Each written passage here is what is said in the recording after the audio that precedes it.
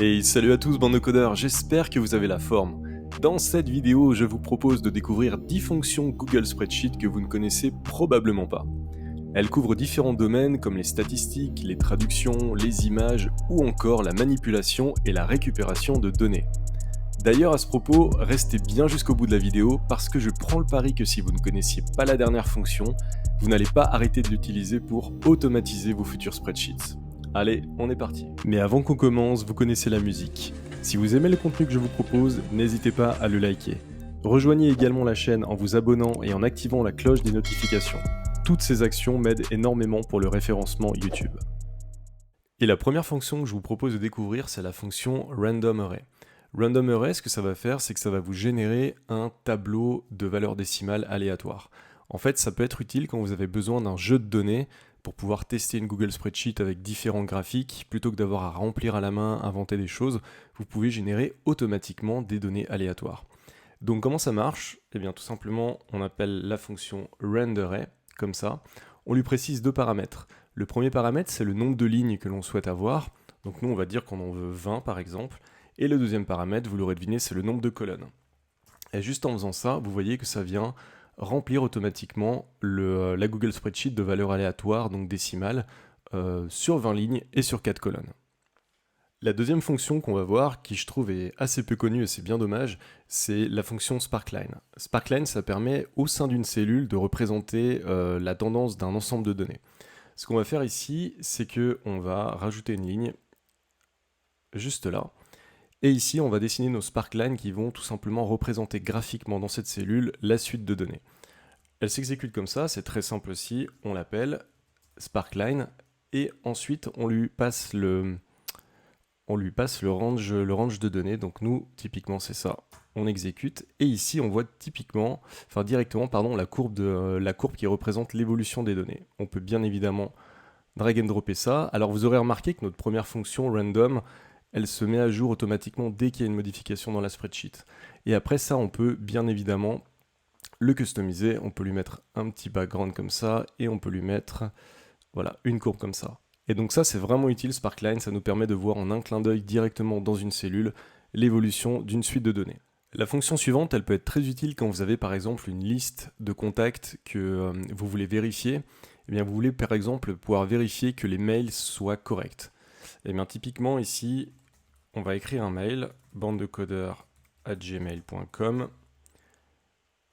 et cette fonction qui s'appelle EasyMail va permettre de vérifier justement si le mail est correct, en tout cas dans sa constitution. Il ne va pas aller vérifier directement que l'adresse mail existe bien, mais ce qu'il va faire, c'est qu'il va analyser justement la chaîne de caractères et qu'il va déterminer si oui ou non le mail lui semble correct. Si par exemple ici, je dégage le arrobase, voilà, on voit que le booléen passe à false.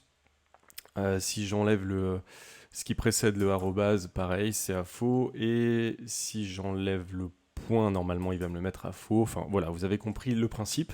Et ça peut vraiment être utile quand, par exemple, vous avez votre mailing list dans votre Google Spreadsheet.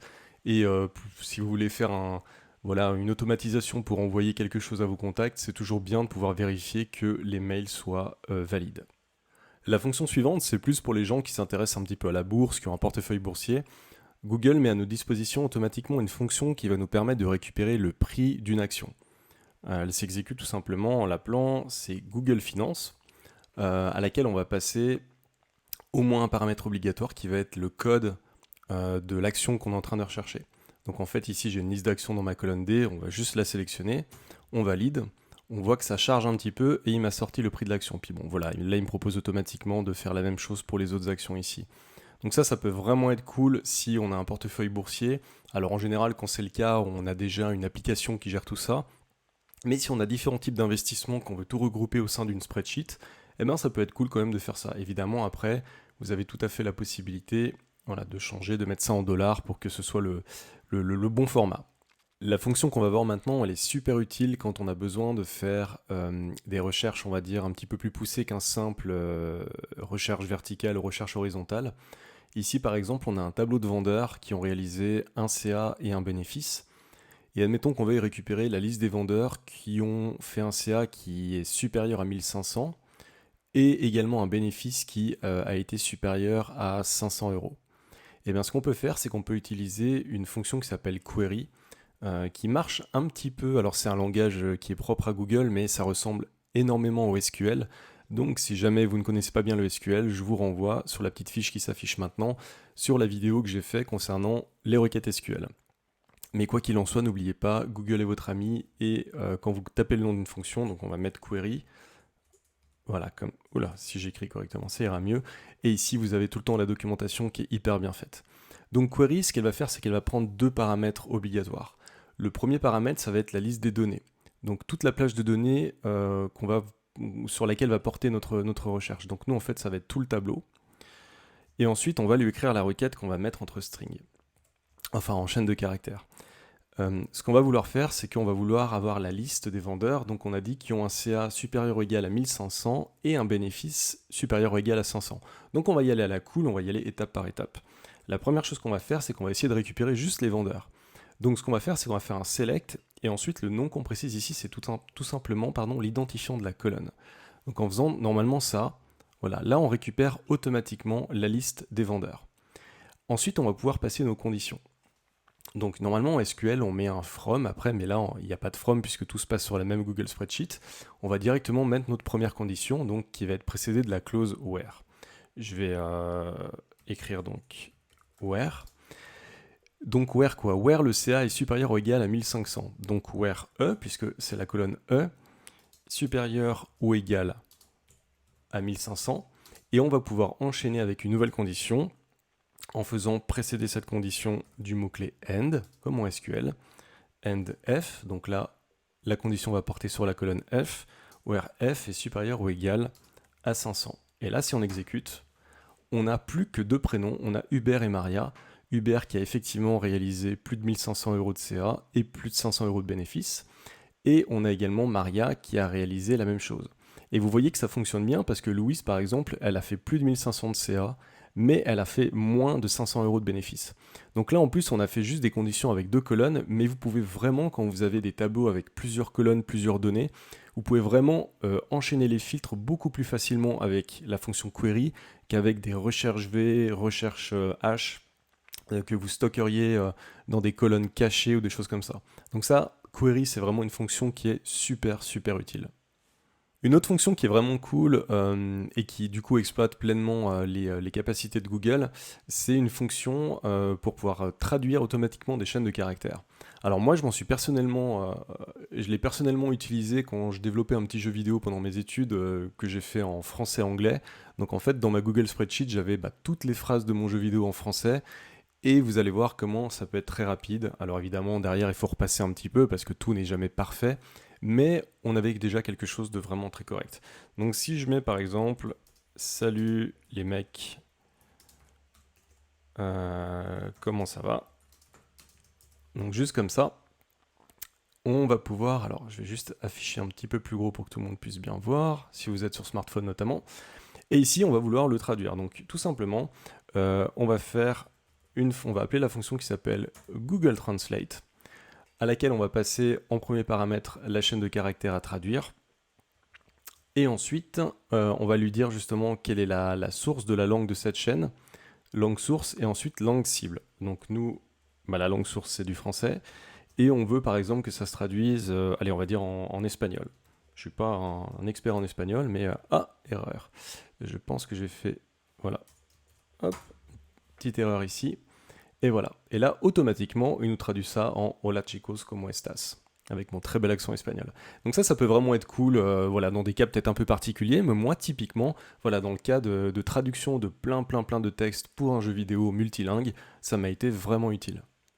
On a vu tout à l'heure la fonction renderArray qui permettait de retourner un tableau de valeurs aléatoires décimales. Il y a également une fonction qui s'appelle renBetween qui permet de retourner un entier compris entre différentes valeurs.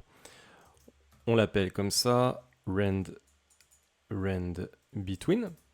et on lui précise deux paramètres, le premier paramètre étant la valeur la plus basse et le deuxième la valeur la plus haute. Et ce qu'on va faire, nous, c'est qu'on va générer une liste d'élèves avec des notes, donc des notes à la française de 0 à 20, de manière aléatoire. Donc on va dire que ça peut aller de 0 à 20, oui, pas à 230, à 20, Et ça, on va pouvoir le répéter X fois. Donc ça, c'est la première fonction. On va enchaîner directement sur une deuxième fonction qui s'appelle frequency. Donc on s'en sert un peu plus en statistique, mais ça va nous permettre de voir en fait la distribution des notes des élèves. Alors vous savez peut-être pas ce que ça veut dire. Typiquement ici, alors ici on admet qu'on a des prénoms d'élèves et on sait que nous les notes vont de 0 à 20. Donc ici on va juste mettre, on va mettre toutes les notes. Donc on va faire ça comme on va faire ça comme ça. Hop. Donc les notes vont de 0 à 20. Vous allez comprendre dans un instant pourquoi je fais ça. Donc vous voyez, on a toujours à chaque fois qu'on fait une modification, dès qu'on appelle une fonction de type random, ça se remet tout le temps à jour. Nous, ce qu'on aimerait savoir, c'est, on aimerait connaître la distribution des notes de la classe. Donc pour ça, on a une fonction qui s'appelle frequency. Et vous allez voir dans 2 secondes à quoi ça sert. Je suis sûr que vous avez déjà vu ça, mais vous connaissez peut-être pas juste le terme. Le premier paramètre, ça va être les données. Donc les données, c'est tout simplement les notes de nos élèves. Et le deuxième paramètre, c'est ce qu'on appelle les classes. Les classes, en fait, c'est tout simplement le nombre de valeurs, toutes les valeurs que l'on peut donner justement dans la colonne F. Et donc nous, on les a listées ici, c'est dans la colonne H, ça va tout simplement de 0 à 20. On appuie sur Entrée, et là, vous avez en fait le nombre de notes qui correspond à cette note-là. Typiquement, ici, on sait qu'il y a eu une fois un 0, on sait qu'il y a eu 2 fois un 3 sur 20, et on sait qu'il y a eu par exemple une fois un 15 sur 20. Donc ça nous permet en fait de voir, de nous rendre compte de la distribution des notes de la classe. Et en général, ce qu'on fait, et on va le faire tout de suite, je vais juste supprimer cette colonne-là, c'est que on prend ça et on en fait un graphique. Et généralement, enfin même tout le temps, c'est un histogramme qu'on fait. Et ça, en fait, c'est la distribution des notes de ma classe actuellement. Ce qui fait que je vois que j'ai une fois un 2 sur 20, j'ai 2 fois un 4, 5, 6 sur 20, il n'y a pas eu de 7 sur 20, il n'y a pas eu de 10 sur 20, et par exemple, voilà, ici, j'ai eu 2 élèves qui ont eu 17 sur 20. Donc ça, la fonction frequency, ça aide notamment à voir la distribution de toutes ces valeurs-là. Et vous ne le saviez peut-être pas, mais vous avez la possibilité de faire directement afficher des images dans une Google Spreadsheet avec la fonction, tenez-vous bien, image. Hop, alors, elle prend plusieurs paramètres. Elle prend un premier paramètre obligatoire qui est bien évidemment l'URL de l'image. Alors, juste une fois entre guillemets, voilà comme ça. Et ensuite, elle prend des paramètres optionnels qui sont le mode. Donc le mode, on va voir dans un instant un petit peu plus de détails le concernant. Et si on choisit le mode 4, on spécifie exactement ce qu'on veut, on peut définir la hauteur et la largeur. Mais voilà, si déjà on met juste ça comme ça, vous voyez qu'on a une image Google, enfin le logo Google qui apparaît. Si je mets un petit peu plus d'informations, en savoir plus, c'est toujours intéressant de bien regarder la doc. On voit ici que le paramètre concernant le mode, par défaut il est à 1, donc en fait ça veut dire que ça redimensionne l'image pour l'adapter aux dimensions de la cellule, et on l'a vu, ça correspond pile à la cellule, mais on a la possibilité de mettre le mode 2 qui va étirer ou compresser l'image pour l'adapter aux dimensions de la cellule sans tenir compte des proportions. Écoutez, franchement, on va regarder, on va essayer. Hop, voilà, là on voit que c'est clairement tout à fait étiré. Valeur 3 conserve la taille d'origine de l'image, laquelle est alors susceptible d'être rognée. Donc si je change ça, oula, voilà, effectivement on voit qu'il n'y a rien du tout. Alors par contre, si j'agrandis ça, est-ce qu'on va la voir? Ah voilà, là on voit qu'elle est ici, donc ça conserve effectivement bien la taille de l'image, mais elle est effectivement rognée. Donc voilà, bande de codeurs, ça c'est la possibilité pour pouvoir faire afficher une image directement au sein d'une cellule. Et la dernière fonction bande de codeurs qui va peut-être vous retourner un petit peu la tête si vous ne la connaissez pas déjà, c'est une fonction qui s'appelle import HTML et qui permet de faire tout simplement du scrapping de données sur les pages web de certains sites. Alors, ça va être un petit peu moins avancé que les différentes vidéos qu'on a faites ensemble et qui permettent de récupérer du contenu HTML, mais ça, en une seule fonction, ça vous permet quand même de récupérer pas mal de choses. Donc on va s'appuyer directement sur la page Wikipédia du climat de la France. C'est la première chose qui m'est venue en tête avec ces chaudes températures d'été qu'on a en ce moment. Et on va tout simplement pouvoir récupérer des données contenues dans des tableaux ou dans des listes. Et elle s'exécute comme ça. On l'appelle en faisant import HTML. Vous voyez au passage qu'on a plein de formats de données qu'on peut importer qui sont différents. On fait import HTML, le premier paramètre obligatoire, c'est justement de mettre la page, l'URL de la page. Donc moi, je l'avais déjà copié-collé. Et ensuite, ici, dans le deuxième paramètre, requête, on va préciser si on veut récupérer une table ou une liste de notre page HTML. Donc nous, ça va être table, donc dans une chaîne de caractères, comme ça. Et si on met rien, vous voyez que ça charge et moi, la première fois que j'ai vu ça, j'ai fait « Oh, waouh !» C'est vraiment puissant. Et ici, ce qu'on voit, c'est qu'il a récupéré un tableau. Il a récupéré ce tableau-ci. Alors, j'ai regardé dans la page, il y a deux tableaux. Il y a le premier qui est ici et il y a le deuxième qui est là. Je vous avoue que je ne sais pas pourquoi, par défaut, il prend le deuxième, mais vous avez la possibilité, via un paramètre de la fonction, de préciser l'index de l'élément que vous souhaitez récupérer. Admettons que ce ne soit pas ce tableau-là qui vous intéresse, mais ce soit le premier où on voit justement toutes les températures étalées sur l'année. Eh bien, vous avez la possibilité de préciser ici, dans votre requête, un autre paramètre qui est justement index. Et donc, là, avec cette fonction, les index commencent à 1. En général, en programmation, on sait que ça commence à 0, mais là, c'est 1.